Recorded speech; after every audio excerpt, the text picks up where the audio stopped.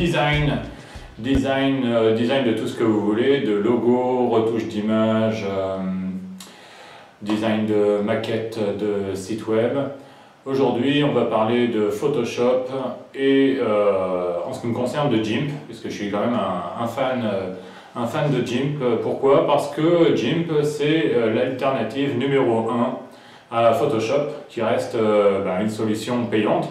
Alors c'est vrai qu'ils ont changé, Adobe, l'éditeur de Photoshop, a changé sa méthode de monétisation, les tarifs ont changé. Maintenant, on a accès, grâce à la Creative Suite d'Adobe, à des tarifs mensuels qui permettent, si j'ai bien compris, de commencer un abonnement à Photoshop, de l'arrêter 2 mois plus tard, d'en commencer un entre-temps pour After Effects, par exemple, logiciel de montage vidéo, et de l'arrêter 3 mois plus tard. Donc, au lieu d'acheter une fois un gros package à 100 ou 200 ou 300 $, ou plus cher que ça dépend des produits de la suite Adobe, là on a un tarif mensuel. Donc a priori c'est un problème de résolu pour les gens qui étaient vraiment gênés par les tarifs un petit peu absurdes, en mon sens, d'Adobe.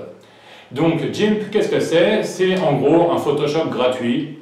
C'est un logiciel open source qui permet de faire, il y a un petit peu moins de fonctions que Photoshop, c'est sûr, mais on peut voir que d'année en année, de version en version, GIMP a vraiment amélioré l'offre, et donc c'est un logiciel qui vous est apporté par un groupe de contributeurs, puisque c'est comme ça que ça fonctionne, l'open source.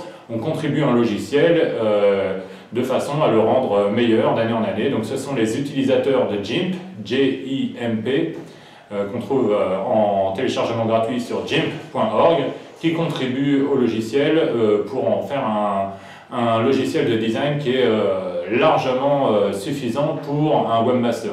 Pour un graphiste, je pense, et on va en parler peut-être un peu plus tard, que Photoshop reste une bonne option. Il y a de nombreux avantages à utiliser Photoshop.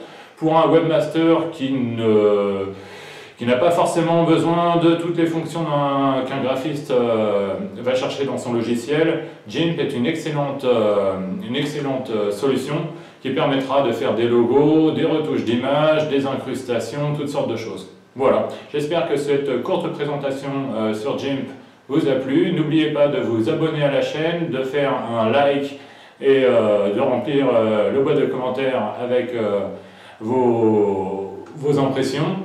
Et donc vous abonner, like et commenter, et puis rajouter les vidéos qui vous plaisent en favoris, c'est toujours ça de prix.